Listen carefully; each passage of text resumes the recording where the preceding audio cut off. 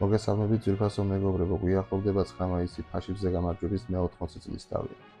ამ დღეს თითქმის საუკუნეა 9 მაისს აღნიშნავს მთელი პოსტსაბჭოთა ქვეყნები და მათ შორის ჩვენც. თუმცა ევროპა წართმეულების სიბეცეს საზღვარი არა აქვს და უკვე რახანია ითხოვენ ამ დღის აღნიშვნას არა 9-ში, არამედ 8-ში.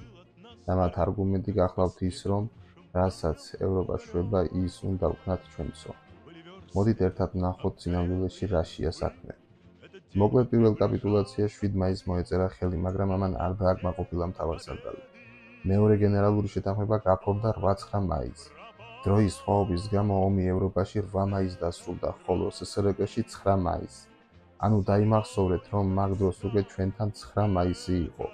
ანუ 12 საათს გადაცილებული იყო. მოკავშირეებსა და გერმანიას შორის ისტორიოგრაფიაში იგი წინასწარ ითვლება. მეორე 8-9 მაისს ღამეს ჟუკოვთან უპირობო ჩაბარების შესახებ SSRG-ში ამის შესახებ 9 მაისს დილით გამოაცხადეს. 1945 წლის 7 მაისს საფრანგეთის ქალაქ რეიმსში ალფრედ იოლდმა როგორც სახელმწიფო მეთაურის როსადმირალ დენისის წარმომადგენელმა ხელი მოაწერა გერმანიის ვერმახტის უსიტყვო კაპიტულაციას. ეს გაიგო სტალინმა და აღშფოთდა და უკვე შემდეგ მოაწერა ხელი ვილჰელმ კაიტელმა. კალხოლში ეს სამხედრო რანგებს შორის სიმაღლეზეა საუბარი, ვინაიდან იოლდი გენერალი იყო, ხოლო კაიტელი ფრედმარშალი, მაგრამ მთავარი ისაა, რომ გერმანიის კაპიტულაცია არ ითვლება სრულყოფილად, რადგან სახელმწიფო თანამდებობის მქონე პირს არ მოუწერია ხელი.